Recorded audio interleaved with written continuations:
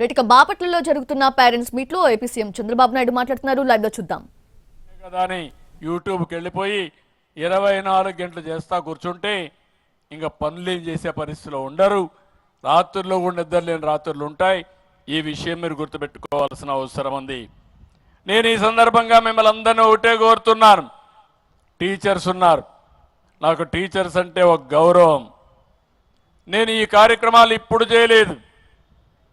ఇప్పటి వరకు మీరు చూస్తే దగ్గర దగ్గర 11 డిఎస్సీలు పెట్టి 1,50,000 మందికి టీచర్ ఉద్యోగాలు ఇచ్చిన ప్రభుత్వం తెలుగుదేశం ప్రభుత్వం అని చెప్పి కూడా నేను మీకు తెలియజేస్తున్నా.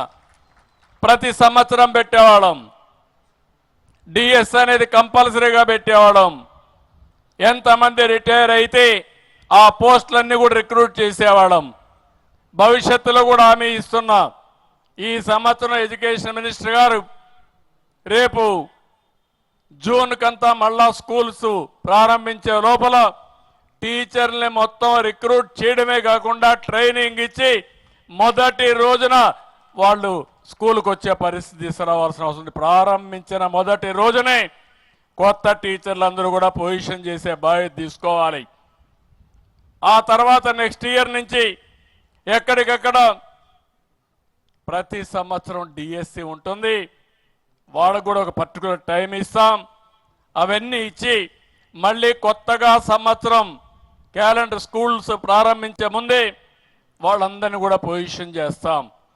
ఎవరైనా మధ్యలో రిటైర్ అయినా అలాంటివి కూడా ప్రైవేట్ టీచర్లు తీసుకొని ఏ క్లాసులో కూడా టీచరు లేడనకుండా టీచర్ని పెట్టే బాధ్యత కూడా తీసుకోవాల్సిన అవసరం ఉంది. అది కూడా తీసుకుంటారని చెప్పి కూడా నేను మీకు తెలియజేస్తున్నా. నేను ఉమ్మడి రాష్ట్రంలో మీరు చూస్తే ఎన్నో సంస్కరణలు తీసుకొచ్చాం. ప్రతి కిలోమీటర్కి ఒక ఎలిమెంటరీ స్కూల్ పెట్టాం. 3 కిలోమీటర్లకి ఒక అప్పర్ ప్రైమరీ స్కూల్ పెట్టాం. 5 కిలోమీటర్లకు ఒక హై స్కూల్ పెట్టాం. మండలంలో జూనియర్ కాలేజీ పెట్టాం. రెవెన్యూ డివిజన్లో ఇంజనీరింగ్ కాలేజీ పెట్టాం. జిల్లాలో మెడికల్ కాలేజీ పెట్టాం. ఈ విధంగా మీరు చూస్తే విద్యకు ప్రాధాన్యత ఇచ్చాం. ఈరోజు ఇంజనీర్లు వచ్చారంటే కొన్ని వేల వందల స్కూల్ కాలేజీలు పెట్టాం.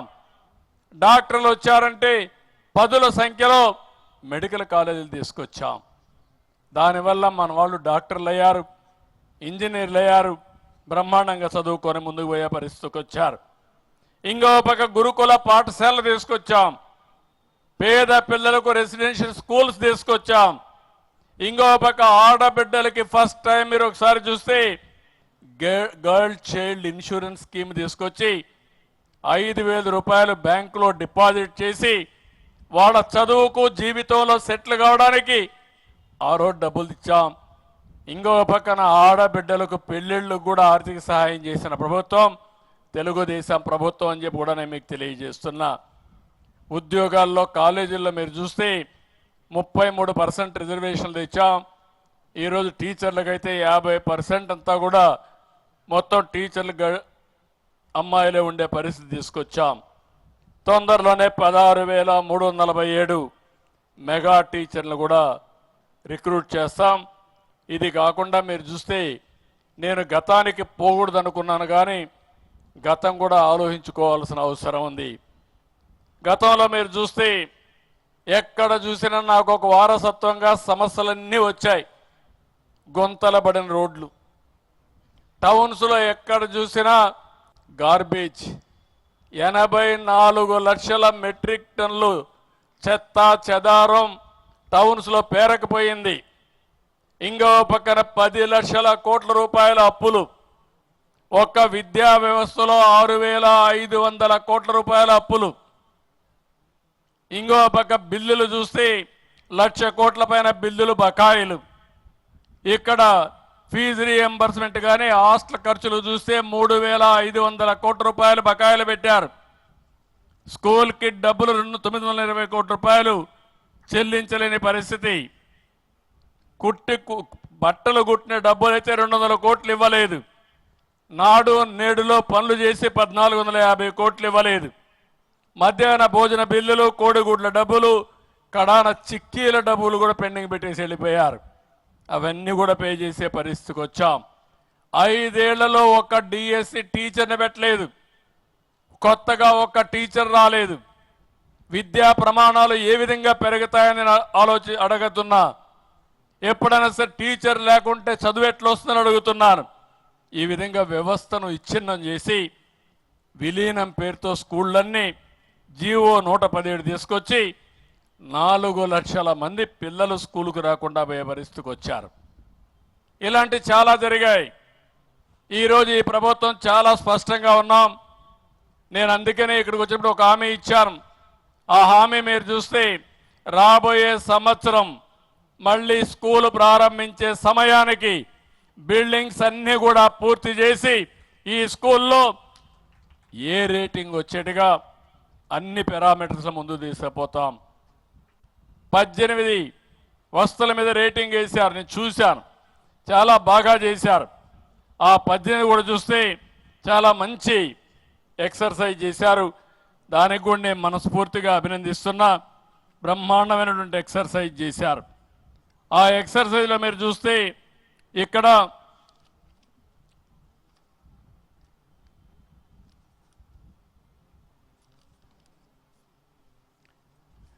దగ్గర క్లాస్ రూమ్స్ ఒకటి, boundary wall, electricity, toilet facilities, drinking water, library, play ground, dustbins, furniture, science laboratory, internet, ICT tools, ICT computer labs, digital library, kitchen shed, అదే మరి vocational laboratory, kitchen gardens, CWSN friendly toilets అన్నీ కలిపి 18 items కింద ఒక్కొక్క దానికి 5 మార్కులు వేశారు weightage కింద. కానీ ఈ స్కూల్కి చూస్తే ఇంకా మొత్తం 43% వచ్చింది. దీనికి రావాల్సింది 90 రావాలి. అంటే ఆవరేజ్లో ఉన్నారు ఈ స్కూలు. కాబట్టి దీన్ని రివర్స్ చేసే బాధ్యత తెలుగుదేశం పార్టీ తీసుకుంటాం. రాబోయే సంవత్సరం ఇక్కడ స్కూల్కి వస్తానే మీకు పెను మార్పులు కనపడొస్తాయి. ఇది కాకుండా ఇంకొక పక్కన అవుట్కమ్ ఇండికేటర్స్ బాగా తయారు చేశారు. ఇది కూడా మీరు చూస్తే ఎక్కడికక్కడ తీసుకొచ్చారు. ఇంకొక పక్కన పిల్లల ఆరోగ్య విషయంలో మెడికల్ చెకప్ కూడా ప్రాధాన్యత ఇచ్చాం.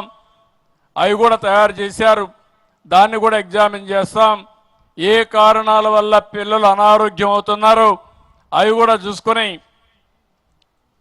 అంటే వాళ్ళకి ఇచ్చే ఫుడ్ వల్ల ఇంప్రూవ్ చేయగలిగితే ఫుడ్ వల్ల ఇంప్రూవ్ చేయడం, మెడిసిన్స్ ఇవ్వాలంటే మెడిసిన్స్ ఇచ్చి అన్ని విధాల ముందుకు తీసుకుపోతామని చెప్పి కూడా నేను మీకు తెలియజేస్తున్నా. ఒక విషయం మంత్రి గారికి చెప్తున్నా. ఈ విషయంలో మీరు చూసినప్పుడు ఒక R&B రోడ్డు ఉంటుంది. గుంతలు పూడిస్తే చూడంగానే బ్రహ్మాండంగా పని అయిపోయిందని మీరు అభినందిస్తారు. లేకపోతే మొన్నే మంత్రిగా, ఐటీ మంత్రిగా విశాఖపట్నానికి టీసీఎస్ని మెప్పించి 10,000 మందికి ఉద్యోగాలు కల్పించే విధంగా వాళ్ళు ఒప్పించారు. ఆ టీసీఎస్ సెంటర్ వస్తూ ఉంది. అది వచ్చినప్పుడు అది మనకు విజిబుల్గా ఒక సంవత్సరంలో కనపడొస్తుంది. కానీ విద్యాశాఖ మాత్రం సముద్రం లాంటిది. ఈరోజు చేసిన ఫౌండేషన్ కానీ ఈరోజు చేసిన పని ఈరోజే ఫలితాలు రావు. ఇది పెను మార్పులకు దారి తీస్తుంది. నేను ఆ రోజు ఐటీకి ప్రాధాన్యత ఇచ్చాను. ఐటీకి ప్రాధాన్యత ఇచ్చి కాలేజీలు పెడితే ఈరోజు అమెరికా లాంటి దేశంలో, ప్రపంచంలో అగ్ర దేశాల్లో ఎక్కువ ఆదాయం సంపాదించేవాడు ఎవడున్నాడంటే దానికి చిరునామాగా తెలుగు వాళ్ళు ఉన్నారంటే అది ఆ రోజు వేసిన ఫౌండేషన్. అది అలాంటి ఈరోజు మీరు చూస్తే భవిష్యత్తులో ఎక్కడ చూసినా నాలెడ్జ్ ఎకానమీ. నాలెడ్జ్ ఎకానమీకి కావాల్సింది చదువు ముఖ్యం. టెక్నాలజీ వస్తూ ఉంది. నేను ఈ విషయం మిమ్మల్ని అందరినీ ఒకటే కోరుతున్నా. టెక్నాలజీ అనేది మన జీవితాల్లో భాగస్వామ్యం అవుతుంది. ప్రాపర్గా టెక్నాలజీ ఉపయోగించుకుంటే శారీరక కష్టపడాల్సిన పని లేదు. ఆర్థిక ఇబ్బందులకు లోనవ్వాల్సిన అవసరం ఉండదు. ఈరోజు మొత్తం నాలెడ్జ్ ఎకానమీలో మీరు చూస్తూ ఉంటే వ్యవసాయంలో కానీ ఇండస్ట్రీ కానీ 1-2 కాదు పెను మార్పులు వస్తున్నాయి. అవి ఏం చేయాలో అందిపుచ్చుకుంటాం. ఇంకో పక్కన మీరు చూస్తే రెండో విషయం కూడా గుర్తుపెట్టుకోవాలి. ఇవన్నీ ఒక విషయం అయితే జనాభా పెరుగుదల కూడా. నేను ఎప్పుడు ఎక్కడ పోయినా ఈ విషయం మాట్లాడుతున్నా. ఈరోజు మీరు చూసినప్పుడు ప్రతి ఆడబిడ్డ జీవితంలో ఇద్దరికి జన్మనివ్వాలి. ఇద్దరికి జన్మనిస్తే జనాభా కంటిన్యూ అవుతుంది. 2 కంటే ఎక్కువగా జన్మనిస్తే కొంచెం ఎక్కువ జనాభా ఉంటుంది. 2 కంటే తక్కువ ఉంటే జనాభా తగ్గిపోతుంది. ఈరోజు మనం చూస్తే ఓసారి మన దేశంలో కూడా ఇప్పుడైతే బాగా ఉంది. ఇది 2047, 40 వరకు ఉంటుంది. ఆ తర్వాత జనాభా తగ్గిపోతారు. బాగా అందరూ ముసలి వాళ్ళు ఉంటారు. పిల్లలు లేని పరిస్థితి వస్తుంది. ఈరోజు జపాన్లో పిల్లలు లేరు. జపాన్లో మెషిన్స్ ఉన్నాయి, కానీ ఆ మెషిన్స్తో ఆడుకోలేం. ఆ విషయం కూడా చెప్పిన పని చేస్తాయి కానీ మనుషులు మాత్రం కాదు. ఈ విషయం మనం గుర్తుపెట్టుకోవాల్సిన అవసరం. చాలా దేశాలు, చైనా, జపాన్, కొరియా, యూరోప్, అన్ని దేశాల్లో కూడా జనాభా సమస్య వస్తూ ఉంది. ఇండియా కూడా మీరు చూస్తే ఇప్పుడు 1.91కు వచ్చేసాం. ఇది రాను రాను తగ్గుతుంది. మనమైతే 1.7లో ఉన్నాం. ఆంధ్ర రాష్ట్రం, మీ బాపట్ల ఇంకా చాలా ముందుంది, 1.45కు వచ్చేసారు. అంటే 2 ఉండాల్సింది 1.4 కంటే 45 అంటే జనాభా తగ్గిపోతూ ఉంది. కడాన ఊర్లో ముసలోళ్ళు మాత్రమే ఉంటారు. ఆ తర్వాత ముసలోళ్ళు కూడా ఉండరు. వాళ్ళు చనిపోయిన తర్వాత మీ ఊరు పేరు కూడా ఉండదు. గుర్తుపెట్టుకోండి. రేపు బాపట్ల అంటే ఎక్కడుందో ఎత్తుక్కునే పరిస్థితి వస్తుంది. అందుకే నేను దూరదృష్టి చెప్తున్నా. 2019లో నేను ఈ మాట మాట్లాడాను. అందరూ నన్ను ఎగతాళి చేశారు. నేనే పాపులేషన్ కంట్రోల్ చేశాను. మీకు జ్ఞాపకం సమైక్య ఆంధ్రప్రదేశ్లో కూర్చొని పెట్టి తల్లిదండ్రులు, 3 తల్లి బిడ్డలుండే తల్లిని తండ్రిని, ఒక బిడ్డ ఉండే తల్లి తండ్రిని పెట్టి కంపేర్ చేశాను. దాంతో మీరందరూ బాగుందని ఫ్యామిలీ ప్లానింగ్ ఆపరేషన్లు చేసుకొని జనాభాని కంట్రోల్ చేసేశారు. ఇప్పుడు ఆ కంట్రోల్ ఎంతవరకు పోయిందంటే జనాభా లేని పరిస్థితికి వస్తూ ఉంది.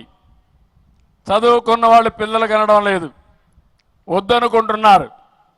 Double income, no kids, let us enjoy అంటే ఆదాయం బాగా వస్తే పిల్లలు కానీ ఎందుకు ఆ వ్యవస్థలని ప్రతి ఒక్కరు కూడా వచ్చిన ఆదాయంతో ఎంజాయ్ చేసే పరిస్థితికి వస్తున్నారు. ఇది ప్రమాదమైన పరిస్థితి అని చెప్పి కూడా నేను మీకు తెలియజేస్తున్నా. అందుకని నేను ఈరోజు మీ అందరికీ పిలిపిస్తున్నాను.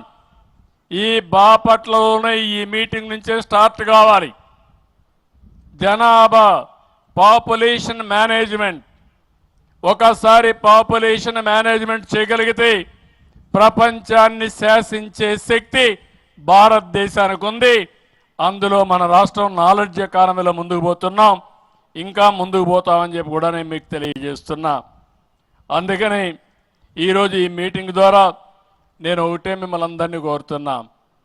ఈరోజు మనం చాలా విషయాలు మాట్లాడుకున్నాం.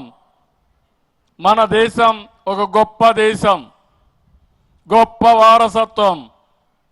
అయితే ఈరోజు నాలెడ్జ్ ఎకానమీలో కావాల్సిన చదువుకు ప్రాధాన్యత ఉండాల్సిన అవసరం ఉంది. దానికి ఈరోజు మీటింగ్ నాంది పలుకుతుంది, పెను మార్పులకు దారి తీస్తుంది. తద్వారా భవిష్యత్తులో ప్రపంచంలో ఎక్కడ మాట్లాడినా నాలెడ్జ్ ఎకానమీ ఎక్కడ పుట్టింది, ఎక్కడ బాగున్నారంటే దానికి చిరునామాగా ఆంధ్రప్రదేశ్ వస్తుంది. నా ఆలోచన ఒకటే, ఈ పిల్లల భవిష్యత్తు కోసం నేను ఆలోచిస్తున్నా. ప్రపంచంలో జరిగే అభివృద్ధి అంతా కూడా ముందే ఆలోచించి అది తీసుకొచ్చే బాధ్యత నాది. అది అందిపుచ్చుకోవాల్సిన బాధ్యత ఈ పిల్లలది. వాళ్లకు సహకరించే బాధ్యత పేరెంట్స్ కానీ టీచర్స్ కానీ తీసుకుంటే ఇది సాధ్యం.